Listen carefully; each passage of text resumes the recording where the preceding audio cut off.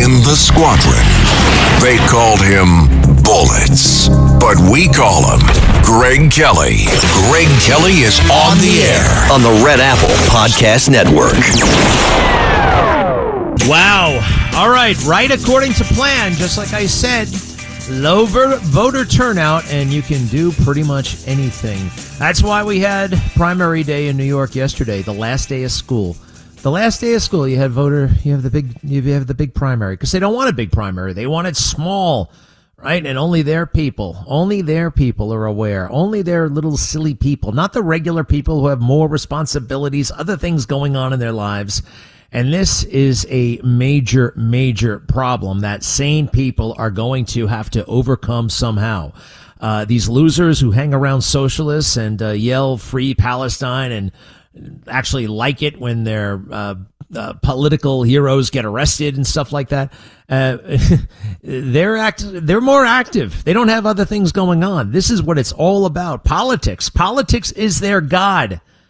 And that's how you have a slate of lowlifes get elected like last night. Very few people turn out, but those who do turn out are pretty much, they're totally committed. They're all in. This is it. This is it.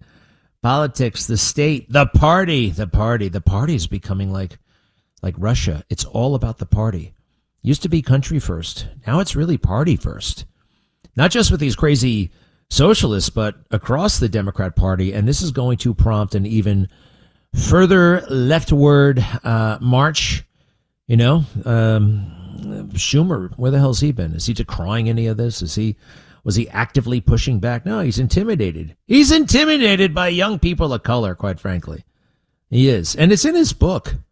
It's in his book. He actually said, I don't know. I'm conflicted about, defending Israel and Jewish people. I'm conflicted about it because there's a great big political price to pay. He says it. He says it out loud.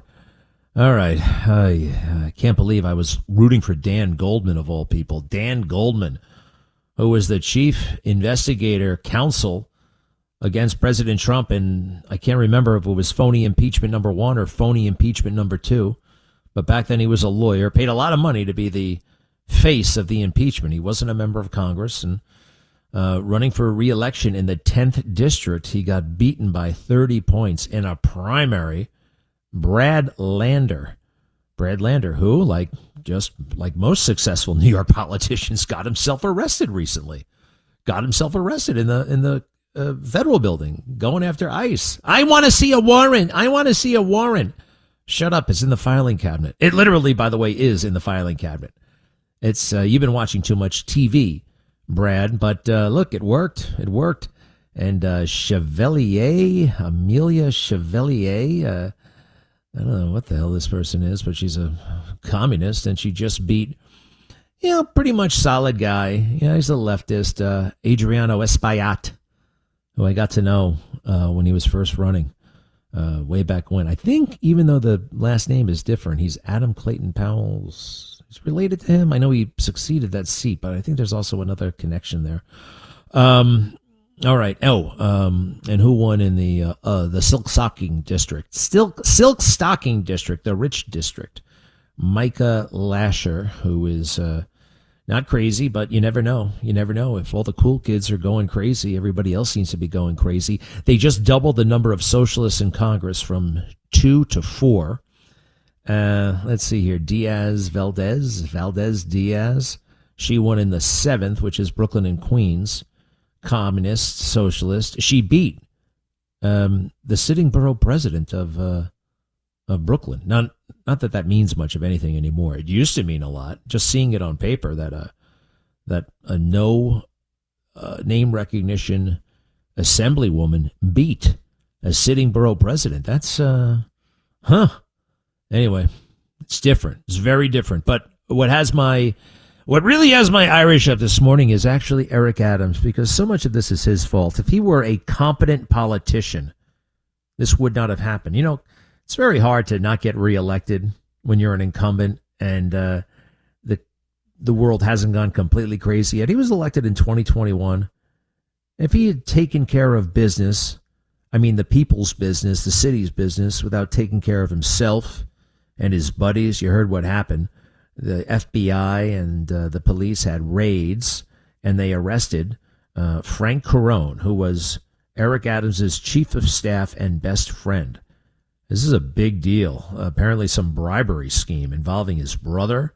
They raided former Chief Madry's home, which this is not the first time they've raided that place. This guy's in big trouble. How do you live like that? He's been in trouble for like 2 years. It's got to weigh on you after a while. I always wonder about that. You're under federal investigation, for, I don't know, it would kill me personally. I'm under federal investigation. I'd have to knock on the door. I didn't do anything. Can't we talk? The suspense would be killing me. What are you guys looking at? This was the number one cop in New York City, the number one uniform cop. And they raided his house. They also raided Tariq, I think his name is Tariq Shepard, who I've actually said hello to many times. Nice guy. He was the public information officer. What are they called? The DCPI. And I think he was a friend of Eric Adams as well. All these guys were buddies. All these guys were friends. And Eric made it quite clear that, he was into not the boring, governing and hiring and supervising and, just the real hard work you got to do as the mayor. It's not only governing, it's the politics, shoring up your base, making sure you got a clean avenue. It was just a great big money grab. He could not believe he was living in Gracie Mansion. Those stupid cigars and the music and the cognac and the girlfriend and the whatever the hell he was into and the stupid trips all over the place. If he had been a responsible person, we would not be in this situation right now. Now, the other thing, though, it's almost more impactful at the national level than it is at the local level. You'll notice in New York City, traditionally, we never make that big a deal about the congressional delegation, in part because we have other major elected figures in the city that kind of eclipse the members of Congress. They're only for one little section, right? First of all, we got like 50 assemblymen. We got like 30 state senators. We got 5 district attorneys. We got 5 borough presidents. We got a comptroller. We got a mayor. We got a city council speaker. We got 50 city council members, 50 plus, whatever it is. I think there are a few others that, we got these 2 U.S. senators who are usually vying for media attention, and they're actually in hiding. And that has traditionally kind of like, okay, who the hell cares what the members of Congress are up to? It's going to make more of a difference at the national level, I believe, than at the local level. There'll be a lot of hand wringing and all that stuff. But, 2 to 4, what does that really mean? I don't know. If you listen to the pundits, it means everything. It means everything. I'm still absorbing this. I can't believe most of what I hear, what's being talked about, what's not being talked about. Everything should be different as far as journalism goes after they blew it on Joe Biden, right? For 4 years, they kept their mouths shut about Joe Biden, and then they couldn't keep their mouths shut because everybody in America saw it. They couldn't cover up for him. They would have covered up for him if very few people saw that debate or it was on in the morning, but they couldn't because we all saw it, so they had to report on it. But they knew that, and they didn't report on it. Just like with, Tulsi Gabbard. I would think that after the Joe Biden fiasco, that everybody in media would kind of correct their ways and say, okay, we always are telling ourselves that we hold the power accountable and we're here to, truth to power and all that stuff. I thought that they might kind of try to live up to that, but no, it's actually gotten worse. Tulsi Gabbard, Senate confirmed Director of National Intelligence, can come out and say, Dr. Fauci created COVID, managed to make it the gain of function research, turn that horrible virus into a deadlier virus, try to cover it up, but we paid for it. America paid for it. And she can say all this stuff, and it is totally, totally ignored. I don't know if you saw the videos I made last night. I couldn't believe it actually, I could believe it. Fox News even ignored it. Fox News Sunday with Shannon Bream and her blonde hair and beautiful makeup. Ooh, your lighting looks great, Shannon Bream. Hey, let's put you at the Supreme Court because after all, you went to law school. Wow. But no, just Fox was invented to not be part of the swamp, and they've become the swamp in so many ways. So it's dicey. It's a very strange moment. Oh, fortunately, though, we have this. President Trump ain't fooling around. You want anything else done? You get that SAVE Act passed right away. We want the SAVE Act. We want voters in America to establish that they were born in America or that they're here legally. It's a pretty low bar, actually. You know, it's really not. And President Trump said, fine, if you won't advance this, I'm not going to advance any of these other little bills that you want to brag about back home when you get home. Got to pass that SAVE Act. I would like to know from Murkowski, who's the other one? Who's the other one who's sticking it to us? McConnell. You know, what do they say in a town hall meeting? How do you address that? Why are you opposed to the SAVE Act? Why do you think that non-citizens should vote in elections? Or why do you think we should not take steps to, preclude that from happening?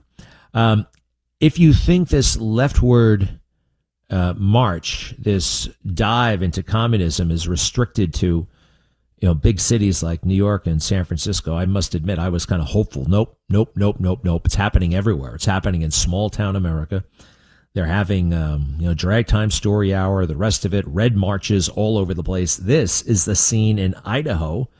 Half of them are adults, half of them are children, and they're yelling and screaming against the United States of America. Cut 18, please. Let's go to Idaho.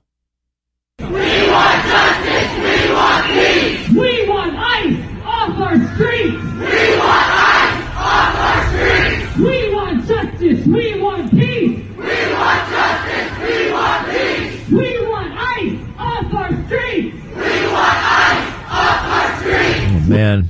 That place used to be about potatoes and the Jolly Green Giant and I don't know what else. Sun Valley, maybe? Idaho. That's the sound in Idaho. Now, some Republicans, and I think this is a little bit silly. I don't even want to take the risk. And they said this after Mamdani got elected. Well, we're going to run against Mamdani. I mean, look at what a lunatic he is. And we'll be able to, campaign and run against him. Now, maybe that's going to work in the midterms, but, okay, look at this. It's so crazy. You don't want to sign up for it. That's also a strategy. It's a strategy to get reelected. It's not necessarily a strategy to get. I don't want to talk about campaigns all the time. I don't find them that interesting. I don't even like politics, to be honest. I'm getting sick of politics. I want governance. I want sanity. You got to go through all this stuff. But if I hear another Republican, well, this can be used to our advantage in fundraising and this and that, okay, I get it. And you got to do all that stuff. But I'd prefer governing. I would prefer the SAVE Act. I would prefer child safety. I don't want to debate it. I want to have it at this point. Don't you? Don't you? Brad Lander. It's interesting to watch. Brad Lander looks old. He's actually younger than I am. I'm surprised. Brad Lander. He looks like a normal person. But he's not. And I looked it up. He's been came out of college radical. He was basically like a Barack Obama, but he wasn't black, so that wasn't cool. So he had to kind of wait his turn. And it hasn't been meteoric by any means. But here's Brad Lander. They say this is the adult in the room. This is what the adult in the room sounds like for socialists. Cut 15. Last Thursday, I gave a name to that spirit that has been moving in New York City. I said it was solidarity. I said it was the force we need to vanquish our biggest foes. And I don't mean Wemby and the Spurs. Solidarity is the force that we need to vanquish Trump's fascism, to abolish ICE, to stand up to the billionaires who are rigging our economy against us. Woo! Kids dig it. The ignorant ones dig it. Look at Bernie Sanders. Look at this. Still coming to terms with what it all means. Still processing I got more evidence that Fauci is a liar. It's pretty funny. He wrote in an email, please delete this when you get this because it can get us in trouble. You should not put that in writing. Shouldn't really put anything in writing. That's my takeaway from this. It will be, or certainly don't put crimes in writing. Better yet, don't commit crimes, Fauci. Be right back. Greg Kelly. Let's go, Brandon.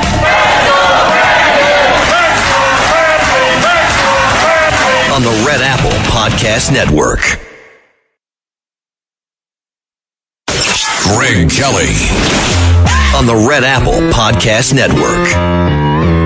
All right, from The Wire, yes, President Trump abruptly canceled his plans to sign a bipartisan housing bill. That was going to happen today.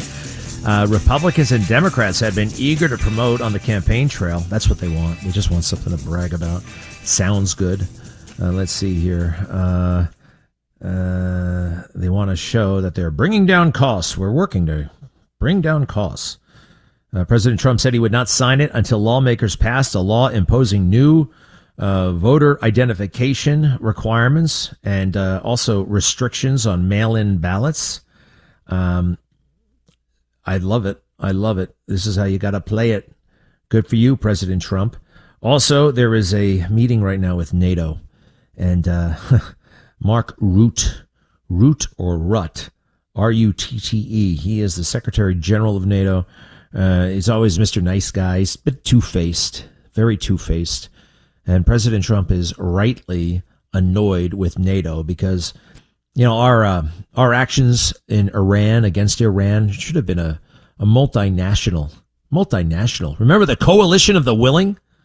The coalition of the willing that went into Iran for Iraq with no weapons of mass destruction. The coalition of the willing. Everybody from the island nation of Palau to like 4 troops from Spain, I think. You know, it was on paper. It looked good. We couldn't even get that on paper. And these guys were actually working against our guys. They were doing things that would hinder our effort. They weren't sharing intelligence with us. It was a very, very bad scene. So we should not be. Guys, I don't know what to tell you about my friend Bill Stevenson. I am getting more and more worried by the day. He is 78 years old. He has been in jail for a long time. There is a vacuum. We have almost no information. We have next to no information. And Bill, understandably, doesn't feel safe sharing information. You know, you get on the phone when you're in jail. Everything is recorded. Everything is recorded, right? So obviously that stuff can be used against him. His defense attorney, I do not trust at all. Seems to be totally. One of the reasons why I don't trust the guy is he's public aid. He's a public defender. He works for the government. He works for the state of Delaware, for crying out loud. And Joe Biden runs Delaware. And this guy, I'm looking at him. I mean, I assume he's a lefty. Most public aid lawyers are lefties, right? And, you know, a lot of people blame anybody who had a role in getting Trump back in the office, whether you voted for him or you came out and endorsed him publicly, like my friend Bill Stevenson. You are, you get what you deserve what you're getting. You know, I feel in my bones that they're trying to take revenge on him, that they want him to get killed in jail, or they want him to kill himself in jail. They want something bad. How do you have a 78-year-old man? This is the ex-husband of Jill Biden. He's 78 years old. He's been in jail since February, just sitting there. And how could there be there's no substantive news reporting? The only substantive news reporting has been done by me, actually, here on this show, on my videos, and at Greg Kelly USA. You can find me on Substack. It's free, by the way. I don't charge anybody for the Substack. You know, anytime I go to an article that I want to read and it's behind a paywall, number one, it's annoying. I would probably buy it if it were easy to buy. You know, you got to, Mr. or Mrs., you know, then you got to put in what country you're in. What country? You ever notice when you put in the country you're in, You got to go through every single country in the world. You have to go through all the you got to go through Afghanistan, Azerbaijan, Bhutan, right? All these countries come before the United States. Even though I'm sitting in the middle of the USA, I got to scroll through all these dumb things. Mr. or Mrs., apartment, I always miss something. And then it comes up in red. You got to go back. I don't ever want to do that. I basically don't do that. Can't do that. And also, if it's behind a paywall, it suggests to me that it lacks value. You know what I mean? And if this were really important, you'd let me read it for free. And I mean, not to say that people who charge for content, and they deserve money. That's the thing. Journalism is a way that you used to be able to raise a family, send your kids to college. Working at the newspaper. You can't do that anymore. The newspaper industry has been totally gutted, right? It's a bunch of 23 to 27-year-olds. They don't know what they're doing. They know nothing. Ben Rhodes, working for Barack Obama, probably, it's the one thing I like about this guy when he was talking about the media. They literally know nothing. They don't know a damn thing. They're very naive. And we used to have these guys, these giants, these columnists, and people like Zoran Mamdani and the rest, and like the criminal justice system in Delaware. You couldn't do this stuff. You couldn't get away with it because you'd be afraid that there would be some big article that everybody was going to read. Somebody's making fun of you on Twitter. Let's say 1,000 people are making fun of you on Twitter.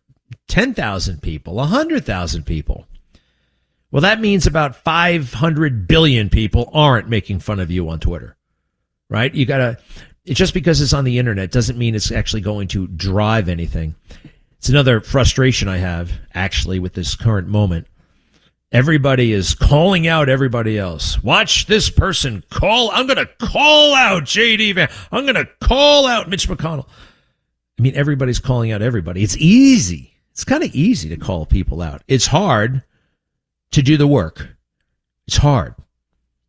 And that's one of the reasons why I haven't been able to get my friend Bill Stevenson out of jail. I believe he's falsely accused of murdering his wife. I believe that the Bidens are taking revenge on him. The biggest nugget that I have, the biggest recent nugget, is actually from Jill Biden herself, who said in her brand new book that when she got divorced from her first husband, she only got about, I can't remember, she said 1/8 of the money that she thought she had coming to her. Her husband ran a popular college bar, and he got to keep it. Joe Biden wanted that thing so bad. Oh, he wanted that thing so bad that she would put that in her book that just came out 3 weeks ago. This woman has lived in the White House, Air Force One, kings, queens, everywhere. They come to her. She was the first lady of the United States. And she's still bitter about some stupid college bar that closed down in 1980. She should have seen more money from that bar. I'm sure they charged a cover, right? Remember when you had to pay a cover charge to get into a bar? $5. I remember $10. It was like, whoa, what do you think you are? I mean, this isn't Club 007 on Hempstead Turnpike. Come on. What do you think you are? Zachary's? Anybody remember Zachary's? Where the elite come to play. In the Model Shopping Center in East Meadow. Dressed to impress at Zachary's. I love that commercial. I love that hot woman. I was too young. To go to Zachary's. My friend Mark Halperin, who's one of the best guys in politics, and I think over the past couple of years, he's just, you could possibly have called him back in the day a little bit left-leaning, and now he's centrist, and now I think he's just pursuing the truth. And he is amazed that when the defense director of national intelligence says what she said about Dr. Fauci, and Fox News Sunday can ignore it, ABC News can ignore it, CBS can ignore it, Meet the Press can ignore it. Fox News, particularly galling, right? Just listen to this son of a bitch. Cut 14 again. I think this is This is the holy grail of medical malpractice. Dr. Fauci on the phone, cut 14. You think can be done about it? I have to say that I don't see a big solution other than some sort of mandatory vaccination. I know federal officials don't like to use that term. Once people feel empowered and protected legally, you are going to have schools, universities, and colleges are going to say, you want to come to this college, buddy? You're going to get vaccinated. Lady, you're going to get vaccinated. Yeah. Big corporations like Amazon and Facebook and all of those others are going to say, you want to work for us, you get vaccinated. And it's been proven that when you make it difficult for people in their lives, they lose their ideological bull and they get vaccinated. Just what a thug, huh? High on his own supply. How can you actually? It's been proven. They've actually done studies. If you make things difficult, isn't a doctor supposed to do no harm? It says that in that oath. They all take an oath. J. Edgar Hoover with a stethoscope. That's what they started calling him. Here's this email, and it's like, gosh, you might as well just stamp it. I'm guilty. Yeah, I did this. Let's see here. From Dr. Fauci to Greg Folkers and a couple of other people who have been redacted. Subject, Rand Paul tweet. Not really fair to compare states with countries, but New York death rate is huge. Dear Greg, as usual, he is full of SHI. Mark Meadows curiously had to same response. This is his bad language. Had to same response and was upset when I said that New York got things right by finally getting the numbers down and successfully began opening up. I will paste a note to Mark. I am sorry, Mark. Blah blah blah blah blah blah blah blah blah blah blah blah blah blah blah blah blah. Thank you. When you're done with this, please delete. This is the way gangsters talk. I agree with you. Mike and Bernard are good people, but they really slow things down, particularly Mike Ryan, whose main concern is not offending anyone. Please delete this email after you read it. That's against the law. That actually is against the law. He wasn't writing at that point from his Gmail account. He was writing it from his, let's see here, NIAID account, National Institute of Health. Oh, and this was also to Francis Collins, who was his boss, National Institute of Health, Office of the Director. You know who owns this stuff? We do, the American people, and they buried it. They paid for gain-of-function research at the Wuhan lab because the heat got too intense for them to have gain-of-function research in America. So they farmed it out to a military lab in China. And when COVID broke out, they knew where it came from. They knew American money helped create it. So they covered that up. And at the same time, they made themselves heroes somehow. Heroes, right? Dr. Fauci with that silly movie. He had a movie made about himself in the middle of this thing. A movie. Did you get any movies made? There's a National Geographic and Disney taking pictures in his backyard. I found out that the pardon he received was an autopen pardon, not a genuine pardon, an autopen pardon. So there might be some wiggle room, more than a little, there might be some ample room to get this guy in jail. If you can do it to Bill Stevenson, we can do it to you, Tony. Be right back. Greg Kelly on the Red Apple Podcast Network. Greg Kelly, entertaining and informative on the Red Apple Podcast Network.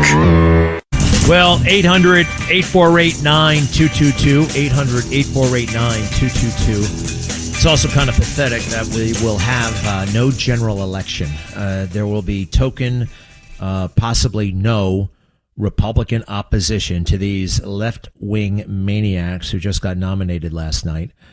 Brad Lander, Chevalier, whatever, and then Valdez, Queens and Brooklyn. There will be no Republican opposition. The Republican Party is, it's really non-existent. It's a huge problem. And every couple of years, they come up with what they used to call the sacrificial lamb candidate, right? Somebody who kind of knows they're going to lose. Sometimes they don't. Sometimes they get, kind of conned into thinking, yeah, you can win. Oh, yeah, you can win this thing. Absolutely. I think there's a possibility. There's a possibility for a lot of people to make some money. Not a lot of money, but some money. And fundraising and this stuff. And these consultants, they need jobs. And, it's kind of a racket, right? And some of these guys, they get to travel all over the city or district or sometimes the state if you're running statewide.